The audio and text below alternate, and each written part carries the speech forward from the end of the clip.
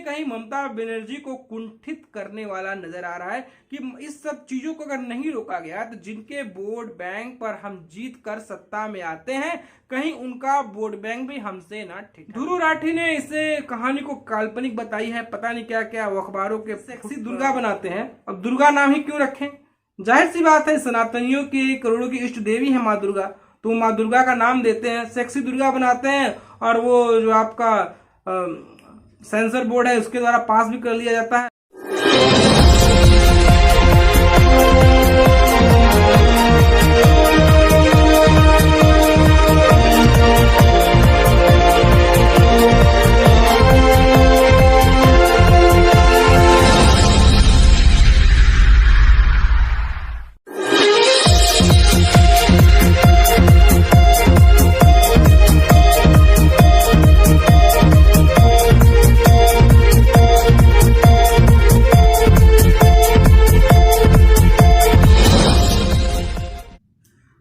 नमस्कार, जय श्री राम, वंदे मातरम। आप सभी दोस्तों का जनमानस समाचार के आज के हमारे इस एपिसोड में आपका स्वागत है। आज जो हम चर्चा करने वाले हैं, हमारा जो मुद्दा है, हमारा जो टॉपिक है, जिन पहलुओं पर हम आज चर्चा करेंगे, जिन पर हम बात रखेंगे, वो है इस समय चर्चित चल रहा है, वो मुद्दा है the Kerala story. The Kerala story पूरे देश भर में झंडे गाड़ रही है, कमाई के नए मुकाम तय कर रही है। वहीं इस फिल्म को देश के 2 राज्यों में प्रतिबंधित भी किया गया है। काफी आलोचना हो इस फिल्म की, कहानी झूठी है, फलाना है, ढमकाना है, और देश के भूभाग में रिलीज हुई है और काफी अच्छी कमाई कर रही है। वहीं हम बात करें तमिलनाडु और पश्चिम बंगाल, 2 बड़े प्रांत हैं हमारे देश के, इन दोनों जगहों पर इसे रिलीज होने नहीं दिया गया है। पश्चिम बंगाल में जो रिलीज के 3 दिन बाद इसे प्रतिबंधित किए गए थे, और सभी जानते हैं तमिलनाडु की कहानी क्या है कि तमिलनाडु के जितने भी थिएटर हैं या मल्टीप्लेक्स हैं वो सभी राज्य सरकार के रहमो करम पर चलते हैं, तो वहां प्रतिबंध होना तो जायज सी बात है। इन्हीं सभी बातों को देखते हुए फिल्म का जो प्रोड्यूसर है, सनशाइन पिक्चर है, वो इसे चुनौती दिया है सर्वोच्च न्यायालय में। उसकी सुनवाई की है हमारे चीफ जस्टिस DY चंद्रचूड़ की पीठ ने इसकी सुनवाई कर रहे हैं। जहां एक तरफ द केरला स्टोरी के लिए उसकी पैरवी कर रहे हैं देश के चर्चित वकील हरीश साल्वे, और वहीं हम बात करें तो पश्चिम बंगाल सरकार के लिए पैरवी में खड़े हैं अभिषेक मनु सिंघवी। कुछ दिनों पहले जब हमने चर्चा की थी इस फिल्म की बैन को लेकर, प्रतिबंध को लेकर चर्चाएं जब चल रही थी, तब वहां पे आपने देखा था इस फिल्म को लेकर फिल्म की पैरवी कर रहे थे, फिल्म के खिलाफ जाकर बोलने में लगे हुए थे कपिल सिब्बल। अभी कपिल सिब्बल समाजवादी पार्टी में है, समाजवादी पार्टी की तरफ से वो राज्यसभा में भेजे गए हैं, पहले वो भी कांग्रेस में थे। तो देख लीजिए, कहानी देख लीजिए, चरित्र देख लीजिए, चेहरा देख लीजिए कि कौन लोग कहां पर हैं। अभी यही आपके जो अभिषेक मनु सिंघवी हैं, कांग्रेस के पास एक वकीलों की लंबी फहरिस्त है। कभी यही मनु सिंघवी जो है आप देखिएगा तो ये केजरीवाल के लिए भी जिरा करते नजर आते हैं, और यही कांग्रेस है, यही कांग्रेस पार्टी है जिसकी आम आदमी पार्टी से 36 का आंकड़ा वाली कहानी भी नजर आती है। अब देखिए भी कड़वा कड़वा थू थू, मीठा मीठा गप गप वाली कहानी यहां पर साफ साफ नजर आ रही है, तो आप खुद ही समझ सकते हैं, आप देख सकते हैं। वहीं हम बात करें तो हमारे chief justice of India DY Chandrachud ने कहा है कि जब ये फिल्म पूरे भारत में रिलीज हो रही है, पूरे भारत में चल रही है, तो किसी भी प्रकार का कोई भी उपद्रव कहीं से सामने नहीं आया है। अगर ये फिल्म आपके प्रांत में रिलीज हो जाएगी तो कौन सा ये उपद्रव ला देगी। वहीं ममता बनर्जी सरकार, जहां पर 3 दिन फिल्म रिलीज हुई और 3 दिन फिल्म रिलीज होने के बाद शैडो ऑफ कर दिया गया, तो वहीं ममता बनर्जी कहती है कि हमारे राज्य की जो डेमोग्राफी है वो बड़ा ही विचित्र है।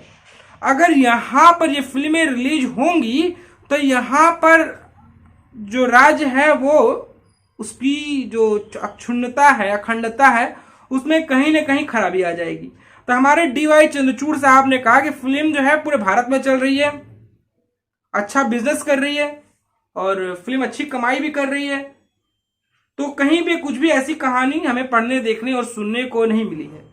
DY चंद्रचूड़ ने कहा अगर फिल्म खराब है तो ऑब्वियसली इसे कोई नहीं देखेगा, फिल्म ठंडे बस्ते में चली जाएगी। और जब फिल्म अच्छी नहीं है, जनता देखेगी नहीं, तो फिर आपको समस्याएं क्यों हो रही है, तो फिर आपको इतनी पीड़ा वेदना क्यों हो रही है। वहीं हम बात करें तो ममता बनर्जी के वकील, कांग्रेस के नेता और दिग्गज वकील अभिषेक मनु सिंघवी ने कहा है कि ये बंगाल की सॉवरेनिटी के लिए खतरा है। बंगाल में एक समाज की जो आबादी है, उसकी डेमोग्राफी है, काफी ज्यादा है। अगर ये रिलीज होगी तो कहीं ना कहीं समाज में उपद्रव होगा। तो डीवाई चंद्रचूड़ की पीठ ने कहा कि जैसी बंगाल की स्थिति है, देश के कई राज्यों में भी भली भांति ऐसी ही स्थिति है। वहां रिलीज हुई है, वहां पर किसी भी प्रकार की कोई समस्या नहीं हुई है, किसी तरह का कोई ऐसा विघटन की कहानी की रूपरेखा घटित होते नजर नहीं आई है। यह कहानी, ये चरित्र यहाँ देखने को मिला है। तो ममता बनर्जी ने डंके की चोट पे कहा है कि इस फिल्म को हम रिलीज नहीं होने देंगे। जाहिर सी बात है, वोट बैंक का सवाल है, तुष्टीकरण का सवाल है। जो ये फिल्में द केरला स्टोरी में जो कहानी दिखाई गई है, जो लड़कियों के अपहरण की कहानी दिखाई गई है, जो लड़कियों का धर्मांतरण की कहानी बताई गई है, चाहे वो एक हिंदू समाज, क्रिश्चियन समाज की लड़कियों के साथ जो कहानी की रूपरेखा तैयार की गई है, जो बताई गई है, वो कहीं ना कहीं ममता बनर्जी को कुंठित करने वाला नजर आ रहा है कि इस सब चीजों को अगर नहीं रोका गया तो जिनके वोट बैंक पर हम जीत कर सत्ता में आते हैं, कहीं उनका वोट बैंक भी हमसे ना ठिठक जाए। ये सब बातें ममता बनर्जी के लिए कुंठा से भरी हुई है। वहीं हम बात करें तमिलनाडु की, तमिलनाडु सरकार भी आजकल आप जानते हैं कि ईसाई मिशनरी की किस तरह गुलाम है। मंदिरों के पैसे को वो ईसाई मिशनरी में खर्च कराती है। मंदिर के केयर टेकर के लिए कि ईसाई धर्म वाले को दे देते हैं, और समझ लीजिए मंदिर है सनातनियों का, और उसे केयर टेकर के लिए तमिलनाडु सरकार जो है ईसाई मिशनरियों को दे देती है। हमारे एक से एक बड़े बड़े ऐतिहासिक जो मंदिर हैं, जो साउथ इंडियन स्टाइल के हैं, वो मौजूद हैं तमिलनाडु में, उनकी देखरेख कौन कर रहा है? ईसाई मिशनरी कर रही है। वो ईसाई मिशनरी इसे सनातनियों के बारे में रत्ती भर का भी अता पता नहीं। लेकिन सरकारें ऐसी हैं, स्टालिन सरकार ही ऐसी है जो हिंदू विरोधी है, जो हिंदू विरोधी विचारधारा का प्रचार प्रसार करती है, जो अपने आप गैर हिंदू कहती है, जो हिंदू धर्म, हिंदू रीति रिवाज, हिंदू पद्धति पर जिसे फौरी तौर पर रत्ती मात्र भी यकीन नहीं है। और तमिलनाडु में रिलीज नहीं हुई है, तो तमिलनाडु के जितने थिएटर मल्टीप्लेक्स हैं वो राज्य सरकार के अधीन आते हैं और स्टालिन सरकार के अधीन है, तो वहां रिलीज नहीं होने देना। वो भी यही कहानी दिखाए हैं, यही कहानी बताए हैं कि भैया यहाँ पर जो है लॉ एंड ऑर्डर खराब हो जाएगा, ऐसी बातें वो कहते नजर आ रही है। लेकिन विचित्र बात यह है, जो कहानी केरला की है, केरला में फिल्म रिलीज हुई है, केरला में कम्युनिस्टों की सरकार है, वहां कोई इस तरह की कहानी ना रूपरेखा नजर नहीं आई, कोई ऐसा चरित्र नजर नहीं आया कि वहां का माहौल खराब हो, वहां का चरित्र खराब हो, वहां की कहानी खराब हो। ऐसी कोई कहानी केरला में नजर नहीं आई है, तो ऐसी कहानी नजर आती। वहीं हमारे चंद्रचूड़ साहब ने यह भी कहा कि रिलीज के 3 दिन तक तो वो बंगाल में चला, फिर 3 दिन बाद जो आपने प्रतिबंध लगाया है, ये कौन सी कहानी और किस चरित्र की ओर आप इशारा कर रहे हैं? ये पूरी कहानी चलती रही है। तो उन्होंने कहा है कि अब इस फिल्म की जो अगली सुनवाई है वो 17 अप्रैल को होगी। देखिए आज कितने तारीख हो गया? आज 13 तारीख हो गया। अब 17 अप्रैल को इसकी सुनवाई होगी। 17 अप्रैल कब है? आने वाला इनकमिंग वेडनेसडे, बुधवार। अब देखिए इन बैन की कहानियों में क्या नजर आया है। अगर फिल्म को बहाल करना होता तो फिल्म को बहाल कर दिया गया होता।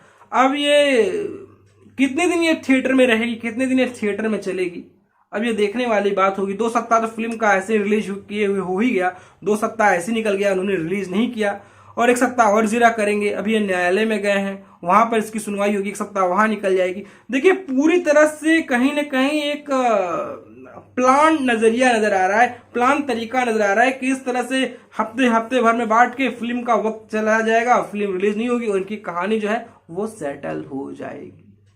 तो ऐसी कहानी, ऐसे चरित्र बार बार यहाँ पर कहानियां नजर आती हैं। और रही बात पश्चिम बंगाल सरकार की, रही बात तमिलनाडु सरकार की, तो तुष्टीकरण की कहानी को रच गढ़ रहे हैं, तुष्टीकरण की कहानी को अपना हथियार बनाकर अपनी कहानी रच रहे हैं।